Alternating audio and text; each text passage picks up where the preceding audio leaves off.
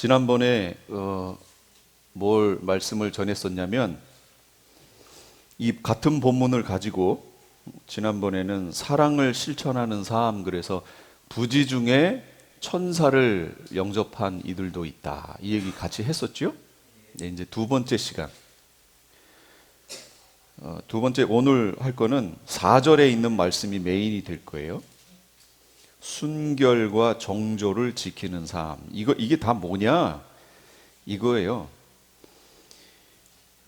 성도들의 사회생활, 사회 속에서 성도들이 어떻게 살아야 하느냐, 그걸 지금 얘기를 하는 중이에요. 그 두 번째 시간인 거예요. 그 전 시간에는 사회 속에 살아갈 때 손님 대접하기를 힘써라. 부지 중에 천사를 영접한 아브라함과 같은 그런 이들도 있었다. 그러니까 하나님이 내 주변에 허락해 주신 그 모든 사람들을 통해서 얼마든지 예수 그리스도로 우리 가운데 역사하실 수 있다. 우리가 어떤 마음으로 그를 대접하고 섬기느냐에 달려있다. 가장 작은 자에게 한 것이 곧 나에게 한 것이다 얘기하셨잖아요. 지난주가 그거였고, 지난번이 그거였고, 이번 주는 순결과 정조를 지키는 삶, 우리가 어떻게 사회 속에서 순결과 정조를 지키는 삶을 살아갈 수 있는가, 그거예요. 특별히 이 시대는, 이 마지막 시대는 성도들이 정말로 순결과 정조를 지키는 삶을 사셔야 돼요. 이건 영적으로든 육적으로든 마찬가지예요. 시대가 혼란해지면요, 부끄러움을 모르는 시대가 돼요. 자, 아담과 하와가 선악과를 먹고 처음 취했던 행동이 뭔가요? 예, 가리고 숨었어요. 왜 그랬죠? 부끄러웠어요. 수치스럽고 부끄러웠단 말이에요. 뭐가? 벌거벗은 게. 근데 벌거벗은 걸 어떻게 알았어요? 선악과를 먹어서. 선악과 먹은 게 뭐가 문제인데요? 예, 선악과에 무슨 성분이 있는 거 아니에요? 요거 쫙 짜면 그 안에 무슨 뭐 DNA가 어떻고 뭐 이런 거 아니에요? 그런 거 아니에요. 그런 게 전혀 아니고 거기에는 말씀이 담겼어요. 먹지 말라 하는 말씀이 담겼던 거예요. 그런데 그걸 먹음으로 인해서, 먹었다는 얘기는 뭐죠? 결국 죄를 지었다라는 거죠. 죄를 지으면 첫 번째 우리에게 나타나는 현상은 부끄러움이에요. 그래서 가리고 숨는 거예요. 근데 여러분, 이 시대를 한번 생각을 해보세요. 부끄러움이 통용되는 시대인가요? 아니, 나는 자연스럽대. 자기는 커밍아웃 했대. 여러분, 커밍아웃 하면 그건 부끄러운 거예요. 뭘 커밍아웃 했어요? 동성애를 커밍아웃 했대요. 그럼 그게 뭐라고요? 여러분, 대놓고 앞에 이렇게 해서 박수 받을 일인가요? 그건 부끄럽고 수치스러운 일이에요. 죄기 때문에 하나님이 원치 않는 거잖아요. 그러면 그거는 줄여주세요. 그것 때문에 날 수도 있어요. 그거는 다 줄여도 될 것 같아요. 그러면 하나님이 진짜로 동성애에 대해서 오픈해도 괜찮고, 그거는 뭐 성적 취향이고 그 사람의 인격이고 뭐 이렇게 얘기하실까요? 성경에? 그렇게 얘기하지 않아요. 로마서 당장 읽어봐도 로마서에 그건, 여기도 나오지만 죽을 죄예요. 죽을 죄. 예, 진짜 부끄러운 일이거든요. 그런데 그걸 하면서도 떳떳하다는 거예요. 여러분, 한국에서는 얼마 전부터 간통죄가, 죄가 폐지됐어요. 간통죄가 뭔데요? 예, 바람핀 거예요. 한마디로 부부인데, 한쪽이 부부가 있는데, 뭐 짝이 있는데 다른 사람하고 간통한 거잖아요, 이거. 근데 이걸 법적으로 처리할 수가 없어요. 이제 폐지가 돼서. 그건 부끄러운 일이거든요. 드러낼 일이 아니에요. 근데 요즘 드라마 보세요. 누가 떳떳해요? 부부가 아니고 상간녀, 상간남이 떳떳해요. 이렇게 떳떳할 수가 없어요. 당신이 남편을, 아내를 잘 간수했으면 그러겠냐고. 이렇게 나와요. 이 부끄러움이 없어진 시대예요. 죄를 죄로 여기지 않는 시대라는 거예요. 그러면 죄를 죄로 여기지 않으면 우리에게 죄가 있어야 내 속에 나의 연약한 부족함을 가지고 애통하고, 그러면 결과적으로 죄를 해결해 주시는 분을 찾게 되고, 그래서 결국 하나님께로 나아가잖아요. 예수 그리스도를 통해서. 이게 길인데 죄를 죄로 여기지 않으면 하나님께 나갈 수가 없다는 얘기예요. 통로가 막힌다는 거죠. 그런 시대가 지금 돼버렸습니다. 자, 오늘 그래서 순결과 정조를 지키는 삶에 대해서 같이 좀 나눠봤으면 좋겠어요. 가정을 깨끗하게 지키는 것, 지켜내는 것, 이건 계명이에요. 계명이라는 얘기는 무슨 얘기냐면, 계명이 뭔가요? 하고 물었더니 예수님이 뭐라고 하시냐면, 내가 하라고 한 거, 그게 계명이라고 얘기하세요. 그러니까 계명이 신약에만 있나요? 계명이 어디 있어요? 여러분, 이걸 뭐라 그래요? 예, 10계명 그러잖아요. 10계명은 어디서 나온 거예요? 구약 율법 613가지의 율법, 이거를 쫙 짜서 엑기스만 내면 10계명이 나와요. 그 다음에 이 10계명을 짜서 엑기스를 빼면 뭐가 나와요?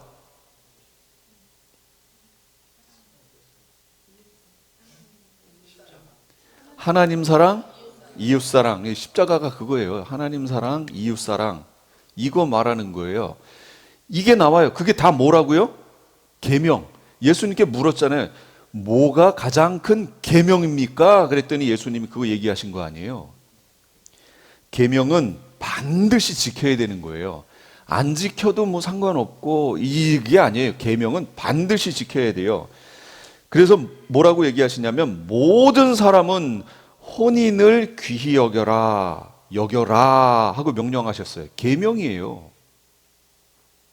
가정은 하나님께서 세우신 겁니다. 그렇죠? 하나님께서.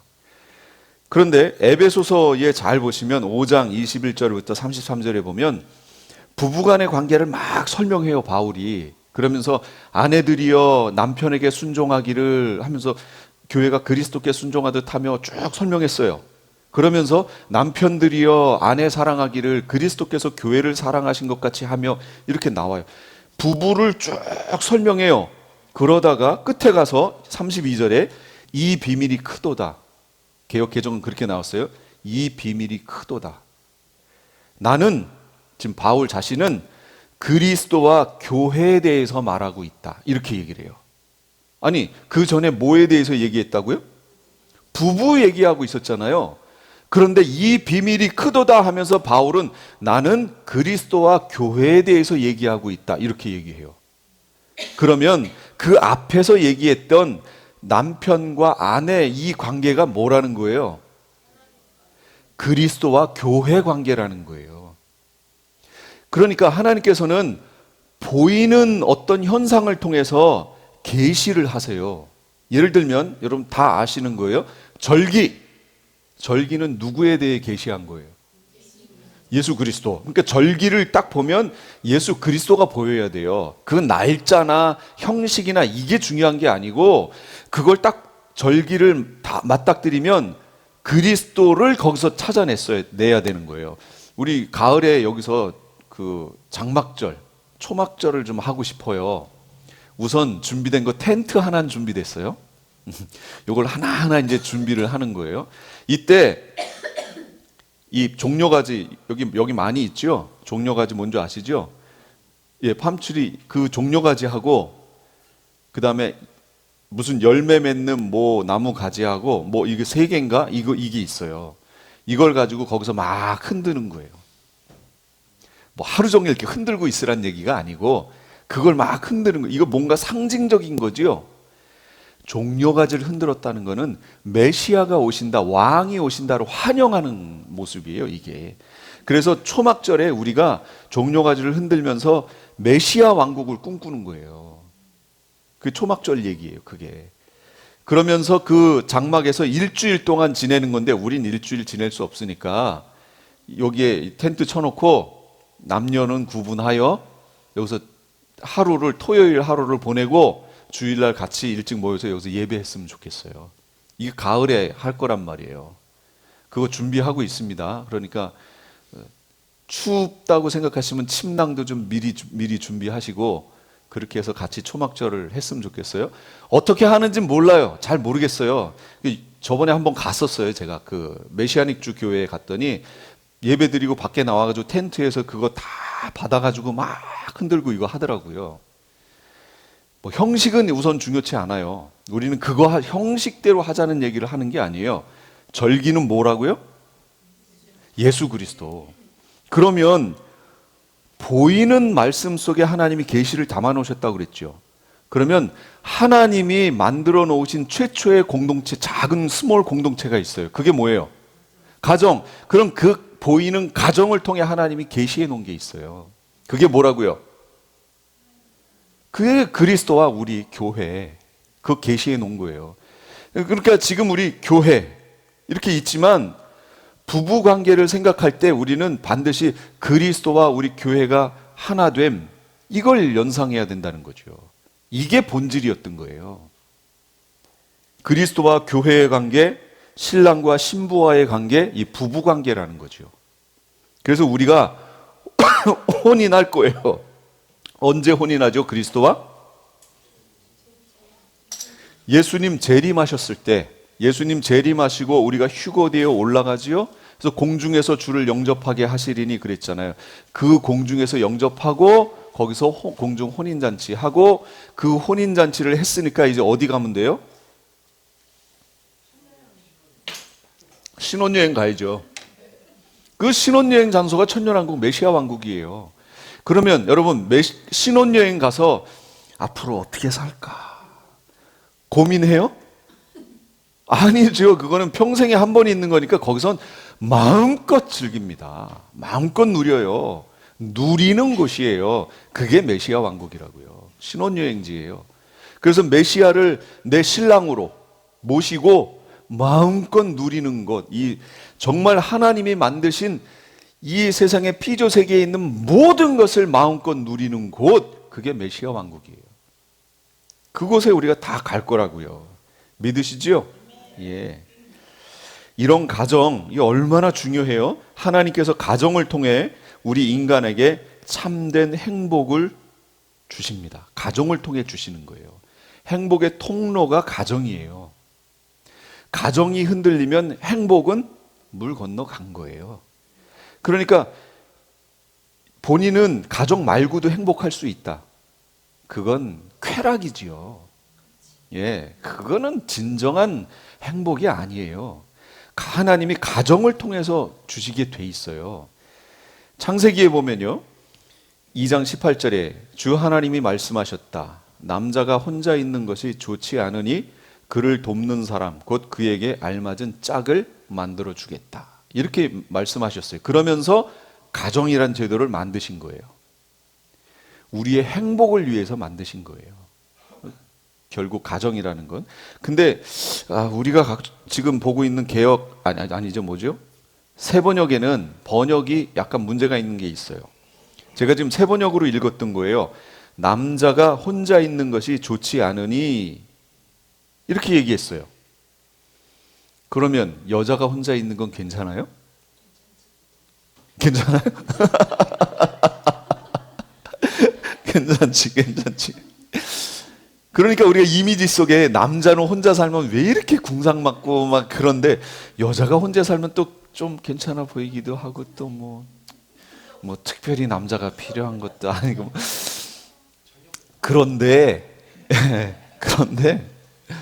성경에서 말씀하고 있는 내용은 뭐냐면요. 여기 남자가 혼자 있는 것이 좋지 않으니가 아니고요. 사람이라는 말이에요. 원래 의미가. 그러니까 원어의 의미는 아담이 혼자 있는 것이 좋지 않으니 이 뜻이에요. 그러면 아담이라는 뜻이 뭔데요? 사람이란 얘기예요. 그 당시를 잘 생각해 보세요. 남자나 여자가 없어요. 하와를 만들기 전이잖아요, 지금. 그러니까 남자 여자가 없다니까요. 사람만 있는 거예요. 마치 코끼리 떼가 있어요. 그래서 그 떼를 코끼리, 여기는 호랑이 떼 뭐 이렇게 부르는 것처럼 사람이라는 종류에 대해서 하나님이 아담 이렇게 부르신 거예요. 이게 사람이라는 뜻이에요. 사람. 그래서 사람이라는 존재가 혼자 있는 것이 좋지 않다 이렇게 얘기하신 거예요. 그러면서 새로운 종류의 아담을 만드신 거예요. 이해가 되시죠? 여자라는 아담을 만드신 거예요. 그리고 이 원래의 아담은 남자라는 아담이 된 거예요. 아담은 사람이란 뜻이니까. 그러니까 여자라는 아담, 남자라는 아담으로 하나님이 이렇게 만드셔서 둘을 하나로 합치게 하신 거예요. 누가 선악과 먹었어요? 여자 아담이 먹은 거예요. 그리고 그걸 남자 아담에게 줬고 남자 아담이 먹은 거예요. 그러니까 결국 누가 먹은 거예요? 아담이 먹은 거예요. 아담이. 그게 우리에게 원죄가 됐죠. 어쨌든 아담이 혼자 있는 것, 사람이 혼자 있는 건 하나님이 기뻐하시는 게 아니에요. 그러니까 되도록이면 같이 백년해로 하시고 같이 동시에 한날 한시에 이렇게 가시는 게 좋겠어요. 아, 그런가요? 그래서 하루 먼저 가야 장례도 치르고 하루 갖고는 안 되잖아요. 아닌데 우리 황 전도사는 저보러 먼저 가라고 하는데, 그래서 장례 치르고 그 다음에 오겠다고? 그치요? 아닌가? 아니었나? 하여튼 예, 백년해로 하시고 같이 가는 게 가장 아름다워요. 예. 한 분이 가시면 남아 계신 분은 너무 외로워하시는 걸 봐요. 그리고 금술이 좋았던 분 중에는 한 분이 가시고 나면 바로 이분도 갑자기 확 기우시고 그냥 바로 가시는 그런. 그렇다고 또 혼자 오래 남으셨다고 금술이 안 좋았거나 뭐 사랑 안 했거나 이런 얘기는 아니지만, 그러니까 하나님의 정하심에 달렸지만 같이 가시면 참 좋겠어요. 그런 가정을 만드셔야죠. 같이 가자고 얘기할 수 있는 가정 만드셔야죠. 그리고 가정을 통해서 하나님께서 귀한 인간을 세상에 보내십니다. 그렇지 않나요? 하나님이 인간, 사람을 이 세상에 보내시는 통로가 뭐예요? 가정이에요. 그게 정상적인 루트예요. 가정을 통해 보내시는 것. 정상적인 루트를 통해서 오지 않으면 어떻게 될까요? 제가 하와이에서 이 신분 이거 하다 E2 비자를 신청했었을 때 실패했어요. 실패했는데 이건 사실 변호사가 실수를 너무 많이 했어요. 한국에서 미국으로 돈 붙여올 때 실수했고, 이걸 그 서류를 미국이 저기에 집어넣을 때 실수했고, 그 다음에 방문 비자를 한번 연장해 놓고 들어갔어야 실패하더라도 다른 걸 추구할 수 있는데 이 연장도 안 해놨고, 그러니까 이 결과가 나오는 순간 불체자가 돼버린 거예요.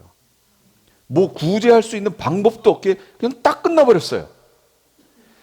그래서 변호사가 우리가 있는 가게에 와가지고 얘기를 하는 거예요.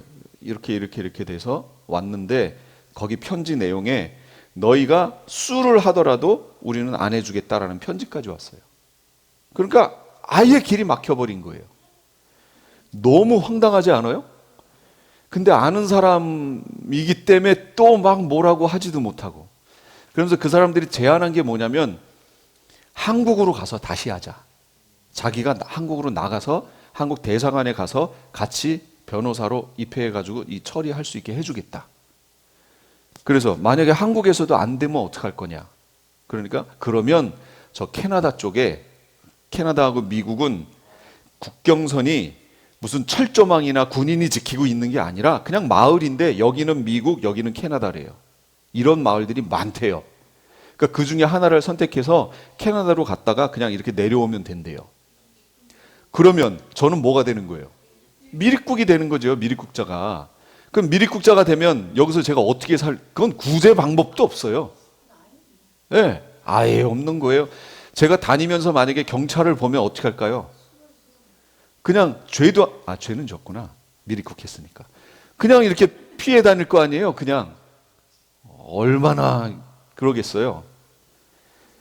정식 통로와 루트가 아니면 그렇게 된다고요. 하나님이 우리를 이 인류 가운데, 세상 가운데 보내시는 정식 루트는 가정이에요. 그렇게 태어나더라도 뭐 사내 만에 막 이러는데, 만약에 공식적인 정식 루트가 아닌 불륜을 통해서 라든지 이런 걸 통해서 오면 그 자녀가 어떻겠어요? 행복을 보장할 수 없죠. 예, 그 받은 상처 그거 어떡할 거예요?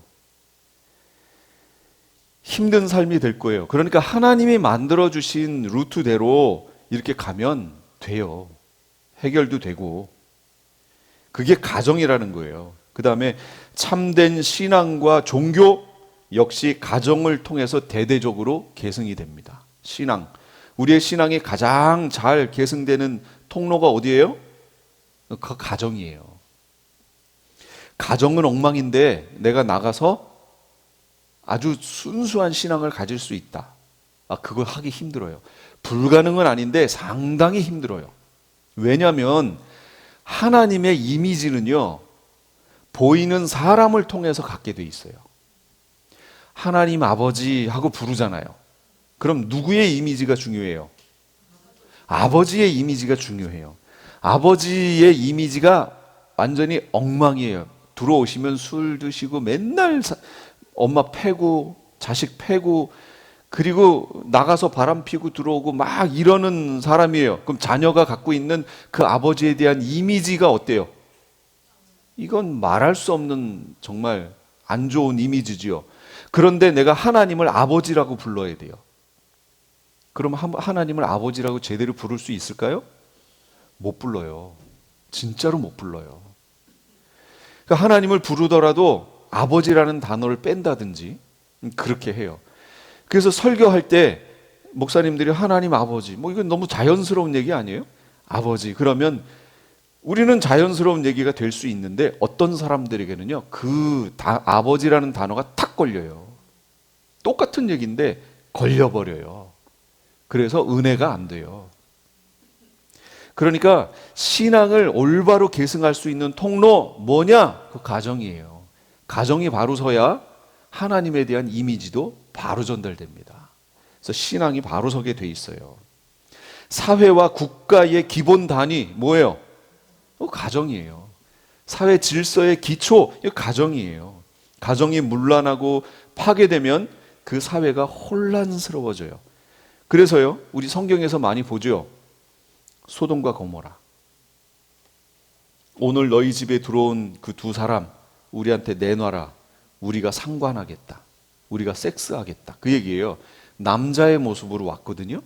그런데 그들이 찾아와 가지고 우리가 상관하겠다고 롯한테 계속 내놓으라고 얘기하는 거예요. 무너지지요. 소돔과 고모라 무너져요. 불이 하늘에서 내려와 가지고 완전히 거기를 그냥 초토화 시켜버리지요. 성경에는 기록 안 된 지역이 또 그런 지역이 있어요. 폼페이라는 지역이에요. 거기에서 이제 다 화산재로 무너져, 완전 갇혀버렸죠. 덮여버렸어요. 그 문화가 흔적도 없이 사라져버렸어요. 그런데 그걸 나중에 이제 발굴한 거예요. 발굴을 해봤더니 거기서 발견되는 동상, 상이라든지 이런 게 거리 이런 구조가 다 나오잖아요. 파내니까 거기서 나오는 상 모습이라든지 이게 다 동성애하는 상들이에요. 다. 하나님이 그냥 다 쓸어버리는 거예요. 그거. 정상적이지 않은 거. 부끄러운 거, 하나님이 싫어하시는 거 다 쓸어버려요. 그런데 지금이 어때요? 지금 시대가? 그걸 커밍아웃 했다고 좋아해요. 그리고 사람들이 박수 쳐줘요. 용기 있다고. 그건 부끄러운 일이에요. 정말로 부끄러운 일. 출산율을 한번 우리가 볼게요. 한국의 출산율이요, 이건 난리가 났어요. OECD 2020년 출산율 평균이 1.59명이에요. 생각해 보세요. 두 명이, 그러니까 한 명 결혼을 했어요. 그럼 둘이죠? 둘이 한 명을 낳았어요. 그러면 이 한 세대가 지나고 나면 인구는 어떻게 될까요? 반으로 줄지요. 10명이 결혼을 했어요. 그럼 5커플이 나왔고 거기서 자녀를 낳으면 한 명씩 낳으면 5명이 되잖아요. 그리고 그 윗세대가 가버리면 5명이 남은 거 아니에요. 그 다음 이 세대가 뭐 둘 해서 두 가정이 나왔다고 쳐요. 두 가정이 나와서 한 명씩 낳았어요. 이 세대가 가버려요. 그럼 몇 명이에요? 2명. 그러니까 두 세대 한 60년 정도 후가 되면 10명이었던 거기가 2명으로 돼버리는 거예요. 인구가 어마어마하게 줄어들죠. 한 명 낳았을 때. 근데 OECD 평균이 2020년도가 1.59명이래요. 그러니까 지금 인구가 주는 거죠. 근데 그 당시 한국의 2020년 출산율은 0.84명이에요. 반도 안 돼요. 그런데 그로부터 2년 후인 2022년 작년도가 0.78명이에요. 2년 사이에 0.84에서 0.78이 돼버렸어요. 어마어마하게 준 거예요. 이렇게 한 50년 지나죠. 그럼 한국 사람의 인구수는 반보다도 훨씬 밑으로 내려간다는 얘기예요. 그럼 남한 땅에 한국 사람은 찾아보기 힘들어진다는 거죠. 그러면 경제가 돌고 나라가 돌기 위해선 사람이 필요하잖아요. 그럼 어떻게 할까요? 그럼 밖에서 데려와야죠. 그럼 외국인 데려올 수밖에 없는 거죠. 그러면 선진국에 있던 사람들이 올까요? 아니죠. 후진국에 있던 사람들이 오지요. 동남아라든지 아프리카라든지 저쪽 몽골이라든지 이쪽에 있는 사람들이 쭉 들어오겠죠. 예전에는 한국 사람들이 외국 사람 보면 이렇게 좀 신기하게 이렇게 바라보는 성향이 있었죠. 왜냐하면 흔치 않으니까. 그런데 이제 여기 미국 땅에 와 보니까 우리가 외국 사람이 됐어요. 그래서 미국 사람이나 뭐 멕시칸이나 뭐 아프리칸이나 이런 사람들을 보는 게 뭐 그렇게 이렇게 하고 보게 되진 않죠. 그냥 자연스럽잖아요. 근데 한국이 지금 그렇게 돼가고 있는 거예요. 한국이. 그 외국인들을 보는 게 자연스러워지는 시대. 한국이. 한국이 큰 나라면 상관없는데 그 정말 조그만 그 나라. 그 나라에서 하루도 안 걸려 이게 뺑 돌 수 있는 나라. 거기에서 지금 그런 시대가 돼버린 거예요. 이미 시골 지역으로 가면 베트남이나 그 중남미에 있는 또는 이 동남아시아에 있는 사람들로 인해서 그 자녀들이 많이 생겼어요. 예, TV에 보면 그 흑인 아이가 고등학생인가 중학생 됐는데 학교를 갔더니 영어 선생님인데 그 반에 걔가 있으니까 영어를 잘 안 하시더라는 거지요. 나중에 보니까 얘가 영어를 못하고 한국말만 해. 영어 하는 줄 알고 영어 선생님도 조금 그래서 얘기를 잘 영어를 못했는데 알고 봤더니 영어는 못하고 한국말만 하는 아이였다. 근데 이게 이제 자연스러운 시대가 되는 거죠. 사회의 기본 단위가 무너지고 있는 거예요. 한국이 지금 무너져요. 그러면 이미 있는 가정이라도 지켜내야 되는데 이미 있는 가정이 파탄 나버리는 제1 원인은 뭘까요? 성격 차이. 이렇게 쓰시겠어요? 이혼 사유에 성격 차이라고 쓰지요. 그러나 실상 가정 파탄의 제1 원인은 간음이래요. 예. 부부 사이에 간통죄 지은 거. 이거라는 거죠. 그리고요, 성경에도 보면 마태복음 19장 9절이에요. 한번 성경을 찾아보세요. 오늘은 성경을 좀 몇 구절 이렇게 찾았으면 좋겠어요. 마태복음 19장 9절. 성경을 찾는 것도 훈련이에요. 19장 9절. 찾으셨나요? 읽어주세요. 시작. 내가 너희에게 말한다. 음행한 까닭이 아닌데도 아내를 버리고 다른 여자에게 장가드는 사람은 누구나 간음하는 것이다. 예, 간음에 대해서 하나님은 이렇게 얘기하셨어요. 정의하셨어요. 그런데 이 얘기가 왜 나왔냐면 그 위에 바리새인들이 예수님께 이렇게 물어요. 모세는 이혼 증서를 써주고 이혼하라고 했습니다. 이것에 대해서 선생님은 뭐라고 얘기하시겠습니까? 이렇게 물어본 거예요. 이 물어본 거에 대한 대답으로 하시는 건데 첫 번째 대답은 뭐였냐면 하나님의 원래 뜻은 아니다. 이혼은 하나님의 원래의 뜻이 아니다. 의미가. 왜요? 가정이 뭐라고 얘기했어요? 부부가. 그리스도와 교회와의 관계라고 그랬잖아요. 그러니까 이게 갈라지는 것, 이게 하나님 뜻인가요? 아니지요. 그래서 원래 하나님의 뜻은 이혼하는 건 하나님의 뜻이 아니다. 그런데 그걸 왜 허락하셨냐면 인간의 완악함 때문에 하셨다. 만약에 못하게 해놓으면 어떻게 할 것 같아요? 이 당시는 어떤 시대예요? 남자가 돌봐주지 않으면 여자는 살 수 없는 시대거든요. 그럼 이혼하려고 했던 이 여자, 근데 법적으로는 못해요. 그러면 그 남자는 이 여자를 어떻게 취급할 것 같아요? 사람 취급 안 하죠. 투명인간 취급하겠죠. 그러면 이 완악함 때문에 한 사람의 어떤 인격이라든지 이 사람의 삶이 엉망이 되잖아요. 그러니까 사람들의 완악함 때문에 주님이 그냥 허락하셨을 뿐이다. 원래 하나님 뜻은 아니다. 그러나 공식적으로 그들이 이혼할 수 있는 한 가지 이유는 제시하셨어요. 그게 뭐라고요? 그게 간음죄예요. 그 간음죄를 저지르면 하나님은 갈라서게 이혼할 수 있도록 그 외에라고 얘기하셨잖아요. 그 허락하신 거예요. 그러면 그게 무슨 의미인데요? 아까 그리스도와 교회가 갈라짐이라고 얘기했잖아요. 이게 어떻게 갈라지지요? 어떻게 이럴 수가 있어요? 근데 인간 사이에서 주님이 갈라짐을 허락한 게 간음이라고 그랬잖아요. 간음이 뭐예요? 내 남편을 버리고 다른 남자를 보는 거잖아요. 이게 영적으로 우상숭배라는 거예요. 그렇기 때문에 교회와 그리스도와의 관계 속에서 우상숭배하면 어떻게 되는 거예요? 갈라지는 거예요. 그래서 우리한테 우상숭배하지 말라는 거예요. 이게 그렇게 중요해요, 우상숭배가.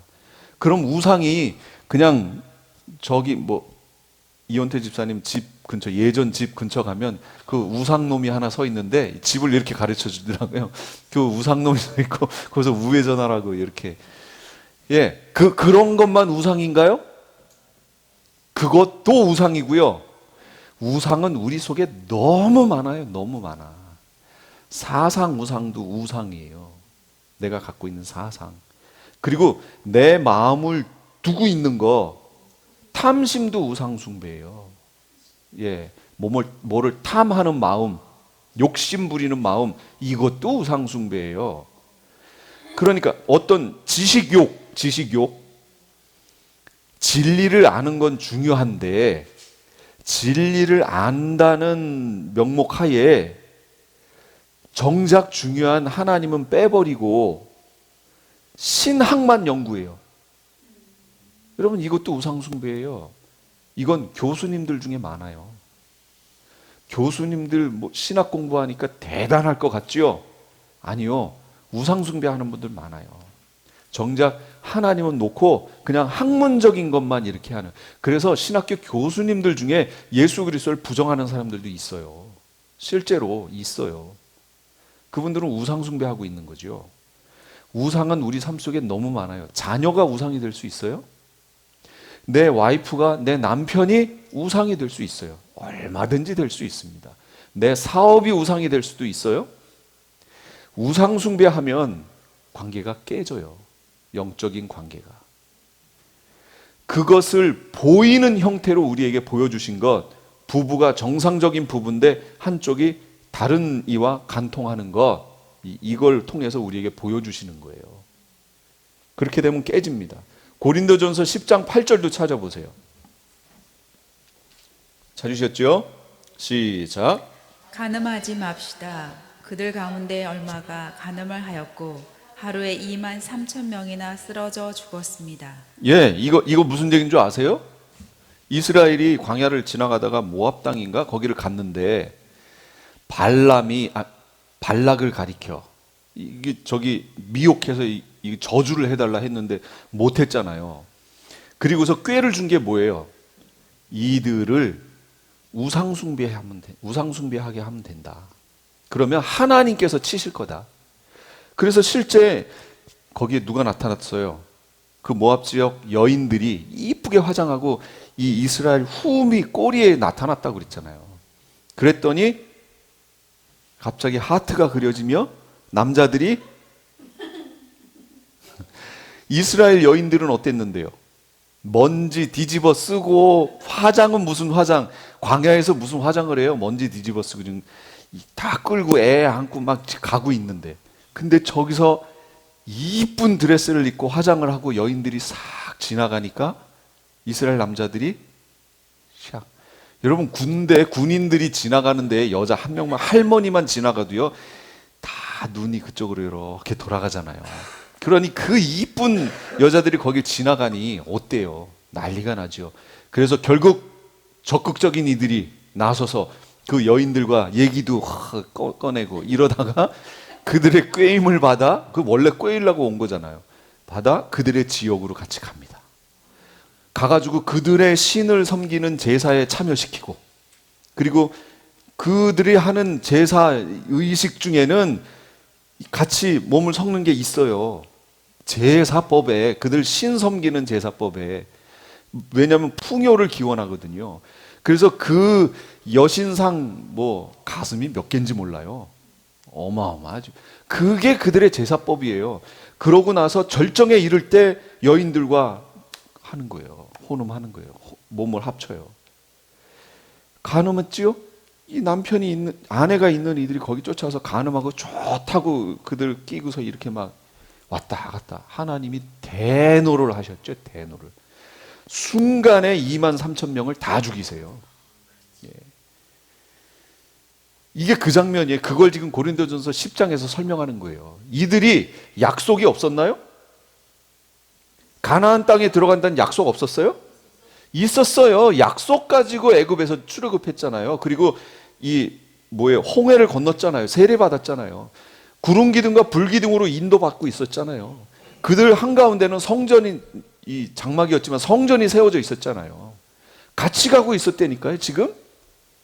그런데 이 간음죄를 저지름으로 하루아침에 23,000명이 그냥 몰살을 해버려요. 하나님이 죄에 대해서 얼마나 가차없는지 아시겠죠? 하나님이 용서도 하시지만, 내가 죄를 깨닫고 회개하면 용서를 하시지만, 그렇지 않은 부분에 대해서 하나님이 가차 없으세요. 왜냐하면 하나님 성품 때문에 그래요. 하나님의 공의의 성품 때문에 어쩔 수가 없어요. 오죽하면 하나님이신 아들을 그냥 죽이셨을까요? 이게 그렇다니까요. 놓치면 안 돼요. 레위기 20장 10절도 펴보세요. 읽겠습니다. 시작. 남자가 다른 남자의 아내를 곧 자기의 이웃집 아내와 간통하면 간음한 두 남녀는 함께 반드시 사형에 처해야 한다. 예, 어때요? 무서워요. 간통죄에 대해서 하나님이 어떻게 여기시는지 이 내용이 나오지요. 그냥 둘을 죽이래요. 근데 죽이는데 어떻게 죽이는 거예요? 그렇죠. 돌로 쳐 죽이는 거예요. 그러니까 그냥 죽여라. 이거는 너무 조금 부드러운 표현 같아. 여기는 원래대로 하면 뭐예요? 간음한 두 남녀를 함께 반드시 돌로 쳐 죽여라. 이렇게 되는 거예요. 진짜로 보는 앞에서 그냥 돌로 쳐서 죽여요. 아니 그냥 한 번에 큰 바위로 그냥 탁 치면 좋겠어요. 그럼 꽥 하고 죽으니까. 근데 이게 그게 아니에요. 사람이 들만한 돌로 계속 던져서 죽을 때까지 던지는 거잖아요. 그럼 이 많은 돌로 여기 한 대 맞아봐요. 어때요? 너무 아픈데 여기 맞았는데 이쪽도 던져요. 여기도 아파요. 아파요. 어느 순간인가는 정신을 잃어요. 그러면서 돌무더기가 생겨버려요. 죽는 거예요.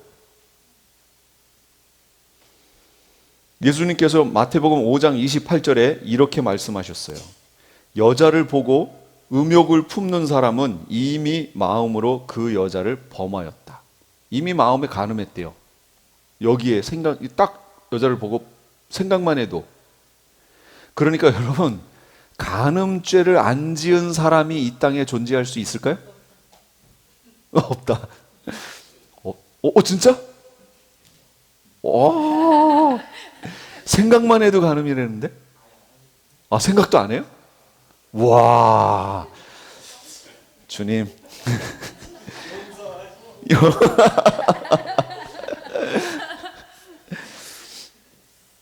마틴 루터가 이런 부분에 대해서 아주 좋은 얘기를 했어요. 뭐냐면 새가 우리 머리 위로 이렇게 지나가는 건 어쩔 수 없다. 그런데 우리 머리 위에 둥지를 틀게는 하지 마라. 뭔지 알겠죠? 새가, 그러니까 마귀가 우리 생각 속에 이런 음란한 생각, 뭐 더러운 생각들, 거짓말, 온갖 더러운 것들을 쑥 지나가게 할 수 있어요. 이런 생각들 안 해보신 분 계세요? 그렇죠. 할 수 있어요. 마귀가 그런 생각을 우리에게 줘요. 여러분, 가룟 유다가 예수님 팔 때 마귀가 그 생각을 넣었다고 얘기해요. 마귀가 주는 거예요. 그러면 어떻게 하면 돼요? 떨쳐버리면 돼요. 그 생각을 내가 잡고서 마귀가 준 생각을 지나가는 걸 잡아가지고 가지 말라고 하고 내 생각 속에 넣어서 내가 그걸 자꾸 확대시키는 거야. 그거는 막을 수 있다는 거예요. 그건 누가 하는 건데요? 그건 내가 하는 거란 말이에요. 그러니까 내 의지로 그걸 끊어버릴 수 있다라는 거죠. 둥지를 틀게 하지는 말라는 얘기가 그 얘기잖아요. 그러니까 생각을 처음에 안 할 수는 없어요. 이쁜 사진 보고 할 수는 있어요. 그런데 그걸 내 마음속에 품고 자꾸 키우지 말라. 내 의지로 탁 끊을 수 있어야 된다. 할 수 있고 없는데 그렇게 얘기한 게 아니라 할 수 있어요. 끊어버려야 돼요.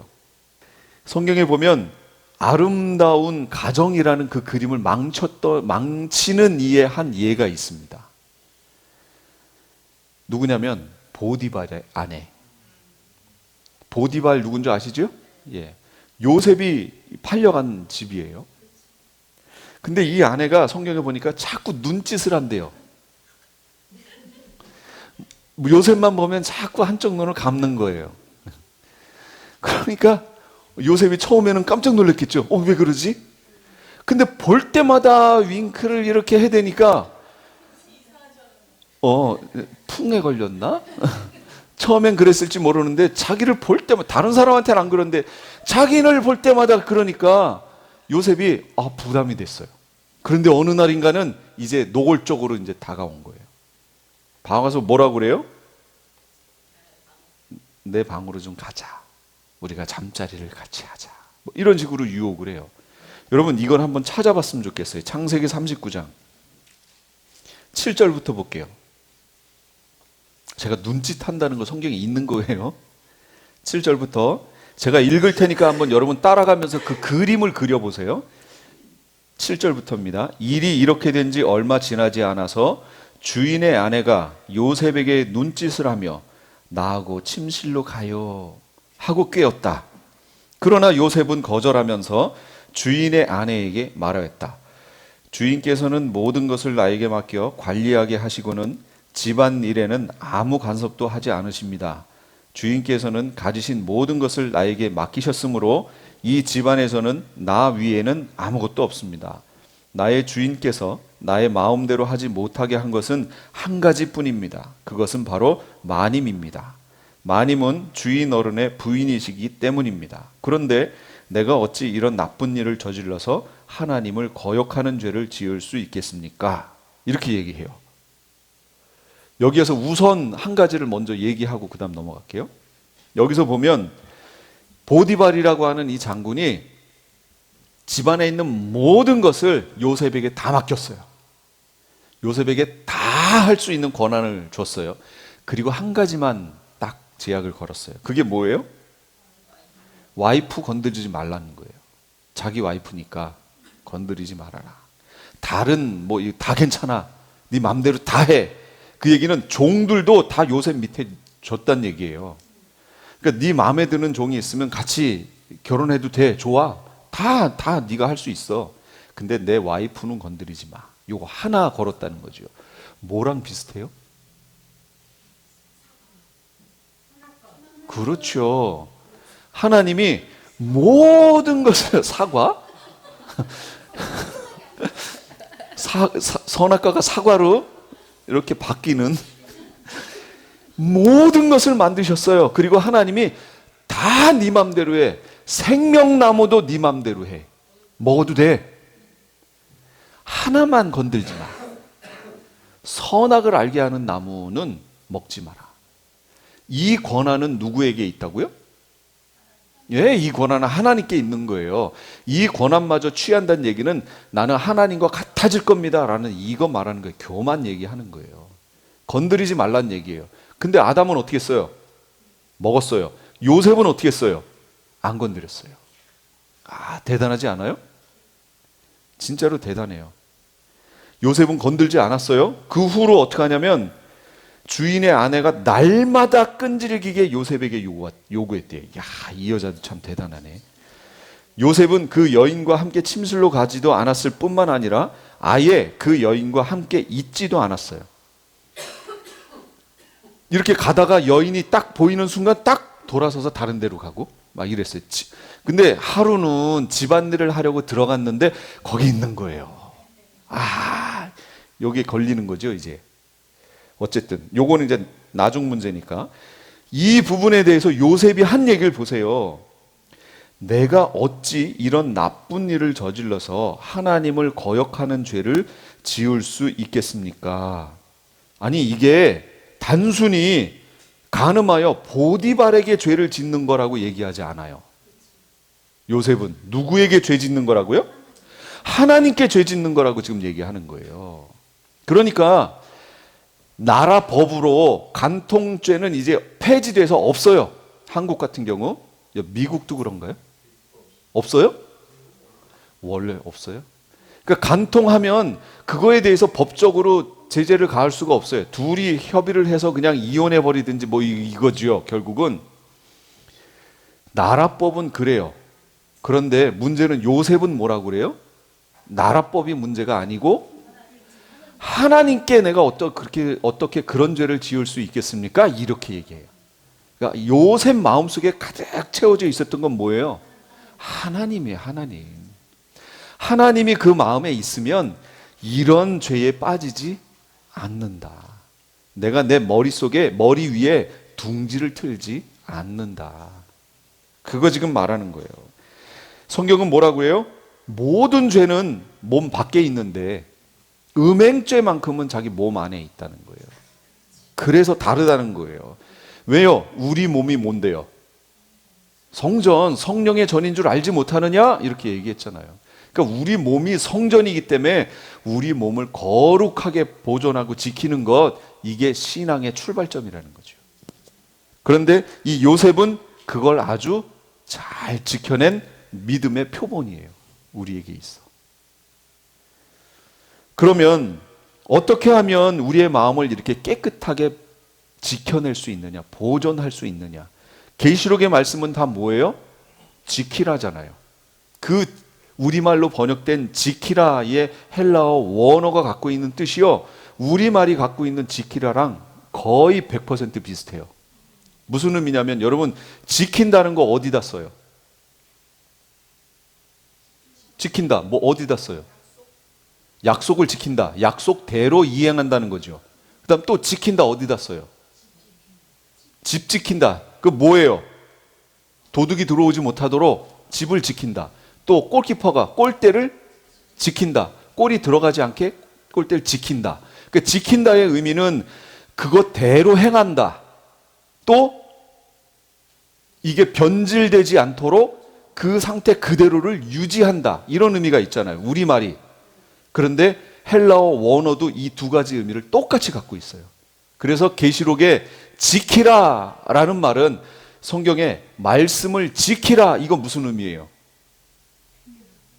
그렇죠. 그 말씀대로 행하라. 믿음을 지키라 뭐예요? 믿음이 변질되지 않도록 믿음의 순수성을 그대로 유지해라. 또는 그 믿음대로 행하라, 이런 의미예요. 그 지키라에 지키라. 그러니까 우리의 마음을 어떻게 깨끗하게 지켜낼 수 있느냐, 이거예요. 어떻게 하면 깨끗한 상태를 유지할 수 있느냐, 그 상태 그대로 행할 수 있느냐, 어떻게 하면 될까요? 오늘은 제가 두 가지만 얘기할게요. 첫째는 우리의 마음을 깨끗한 생각으로 채우면 돼요. 깨끗한 걸로 채우면 돼요. 그러면 뭐가 깨끗해요? 뭐가 깨끗한 거예요? 하나님의 말씀이 깨끗한 거잖아요. 순수한 거잖아요. 진리잖아요. 그러니까 결국 하나님의 말씀으로 우리를 깨끗하게 우리의 마음을 채워버리면 우리가 왜 자꾸 공허하게 다른 데에 마음을 뺏겨요? 우리의 마음이 공허하니까, 우리 마음이 비어 있으니까 그 빈 마음을 자꾸 다른 걸로 채우는 거예요. 그러다 보니 내 마음에 자극적인 걸로 자꾸 채우게 돼 있어요. 그걸 찾게 돼 있어요. 우리의 마음은. 그런데 그렇게 안 하려면 어떻게 하면 돼요? 미리 채워버리면 돼요.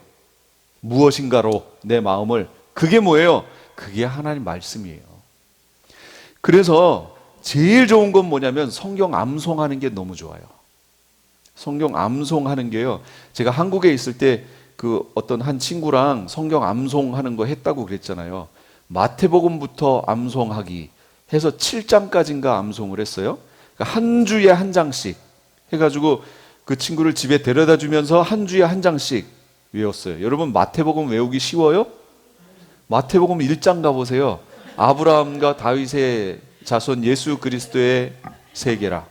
아브라함은 이삭을 낳고 이삭은 쭉 낳고 여러분 그거 이야, 근데 그게 일주일에 외워지더라고요.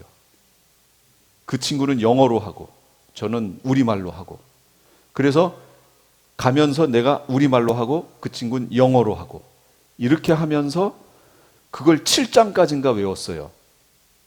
이 7장 옛날, 지금도 그런지 모르겠는데 우리가 갖고 있는 성경 중에 예수님 말씀은 색깔이 빨간색으로 자주색으로 이렇게 나온 거 있죠. 산상수훈 완전히 그거잖아요. 최소한 이 부분만 다 외우면 예수님 설교잖아요. 그럼 내가 다니면서 예수님 설교를 계속 반복하면서, 여러분 이 유튜브나 이런 데를 통해서도 설교 듣는데 내 생각 속에 예수님 설교가 들어와 있는 거예요. 간음하지 말라 하였다는 것을 너희가 들었으나 내가 너희에게 다시 말하노니 하면서 계속 되뇌이면서 다니는 거죠. 그래서 성경 암송하는 게 우리의 마음을 깨끗하게 하는 데 있어 너무 좋습니다. 그런데 구절을 짧게 몇 절만 하지 마세요. 한 장 해보세요. 한 장. 여러분 될 것 같아요? 안 될 것 같아요? 돼요. 짧게 잤잖아요. 그러면 이거 금방 외워버려요. 그럼 그 빈 걸 다른 걸로 채워버려요. 그런데 한 장이라고 하면 그 한 장이라는 거기서부터 갑자기 부담이 오기 시작해요. 이거 다른데 한눈 팔았다가는 한 장을 못 외우는 거예요. 그래서요, 조그만 이 기드온에서 나온 이 파란색 성경 있잖아요. 그거 그때는 가지고 다니면서 청년 때인데 그거 놓고 버스를 타던 전철을 타던 한 주 계속 그거 외우는 거예요. 그러니까 잡생각을 할 수가 없었어요. 다른 생각을 할 시간이 없어요. 이거 외워야 되기 때문에. 이걸 계속 외우다 보면 1장 외우고 2장 가면 1장이 약간 흐릿해지죠. 그런데 다시 1장부터 쭉 외워요. 2장 반복했죠? 3장 외울 때 흐릿해지지 않아요. 계속 반복해서 외울 거니까. 그러면 1장이 너무 뚜렷해져요. 그래서 1장에 있는 그 족보 얘기들을 보면서 아, 이게 이렇게 흘러가는구나. 구약을 읽으면서 너무 이게 관계가 쉬워지는 거예요. 해석이. 쭉 7장까지 갔어요. 그리고서 이제 집 발에다 주는 게 딱 멈췄어요. 그 친구에게 애인이 생겼거든요. 그래서 멈췄어요. 그래서 7장이에요.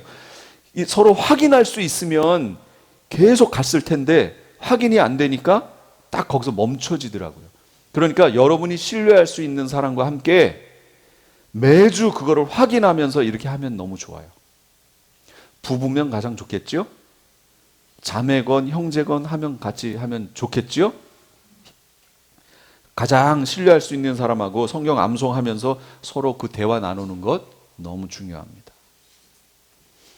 사람들 말 묵상하지 마세요. 사람들의 말을 묵상하면 어떻게 돼요? 내 속에 쌓이는 게 뭘까요? 분노하고 원망이 나와요. 사람들의 말을 묵상하고 그걸 내 속에서 둥지를 틀게 하고 되뇌이잖아요. 그럼 이 속에서 분노가 올라와요. 어떻게 그럴 수 있지? 이렇게 되는 거예요. 그런데 하나님이 하신 말을 내 속에 묵상하면 거기에서 평안이 올라오고 쫙 모든 게 잠잠해져요. 그래서 말씀을 묵상하세요. 한 장 하라고 그랬더니 에이 포기. 처음부터 그러지 마시고 그러면 한 절씩이라도 시작하세요. 해보세요. 진짜로 해보세요. 돼요. 추천하기를 마태복음에 있는 산상수훈 부분부터 하세요. 그냥 그 앞에 있는 족보 하지 말고 산상수훈 나온 색깔 다른 데 있죠? 거기부터라도 해보세요. 그러면 거기는 이게 나눠져 있어요. 예수님이 어떤 부분에 대한 얘기들로 나눠져 있으니까 그 내용들 하나씩 하시면 이제 확실하게 될 거예요. 첫 번째는 말씀을 묵상하는 거예요. 그걸로 나를 채우는 거예요. 두 번째는 기도하는 거예요. 너무 당연한 얘기 아니에요? 말씀과 기도. 너무 당연한 얘기 같은데. 그런데 이 당연한 것이 우리의 신앙을 유지하는 가장 중요한 거라는 거죠. 우리의 마음을 지키는. 기도는 우리가 흔히 이렇게 생각해요. 내 속에 있는 기도 제목을 가지고 하나님께 아뢰는 거라고 생각해요. 기도를. 근데 원래 기도는 그게 아니에요. 기도는 하나님이 하나님의 소원을 나에게 말씀하시는 거고 그 말씀을 깨달은 내가 응답하는 게 기도예요. 그게 성경에서 말씀하시는 원래 기도예요. 하나님의 뜻을 나에게 말씀하시고 그 들은 하나님의 음성, 깨달은 하나님의 음성에 대해서 내가 아멘 하고 반응하는 거예요. 그게 기도예요. 그러니까 여러분 기도하셔야 돼요. 그러려면 어떻게 해요? 하나님의 말씀에 민감해야죠. 민감하려면 어떻게 해요? 내가 어떤 그 사람을 알려면 어떻게 하면 돼요? 그 사람이 한 얘기들과 그 사람과 같이 지내면 되잖아요. 그럼 그 사람 알잖아요. 하나님의 말씀을 묵상한다는 것은 하나님과 동행한다는 걸 말해요. 하나님과 동행하면 엠마오로 가던 두 제자가 예수님과 동행했더니 어떻게 됐어요? 나중에 그분이 예수님이라는 걸 알게 됐어요. 깨닫게 돼요. 동행하면 알게 돼요. 그러면 그 예수님의 뜻을 알게 돼요. 알기 전에는 엠마오로 내려갔지만 알고 나니까 이들이 어떻게 했어요? 다시 예루살렘으로 돌아와요. 이 방향이 바뀌는 거예요. 삶의 여정이 바뀌어요. 이게 뭐예요? 예루살렘으로 다시 왔다는 얘기는 이들이 깨달은 거에 대해서 아멘 하고 반응했다는 거예요. 그게 기도란 말이죠. 그러니까 우리 여기 찬양교회 성도님들도요. 진짜 기도를 하세요. 기도는 뭐라고요? 깨닫고 하나님 말씀을 깨닫고 하나님 뜻을 깨닫고 내가 그거에 대해서 어떻게 하겠습니다 라고 반응하는 거, 그게 기도라고요. 그게 1차 메인 기도예요. 그 외에 이제 간구라는 게 있죠. 우리의 소원을 아뢰기도 하고 하는 게 있어요. 그건 부차적인 거예요. 1차 메인 기도는 바로 그거라고요. 그거 알려면 어떻게 하라고요? 하나님과 동행하는 방법은 말씀 묵상하고 말씀 따라가는 거, 내 마음속에 새기는 거, 신앙의 기초인데 이것이 신앙의 다예요. 진짜로. 이걸 하셔서 주님과 동행하시고 정말로 이 세상 속에서 순결과 정조를 지켜내시는 우리 찬양교회 성도님들 다 되시기 바랍니다. 아멘. 기도하겠습니다.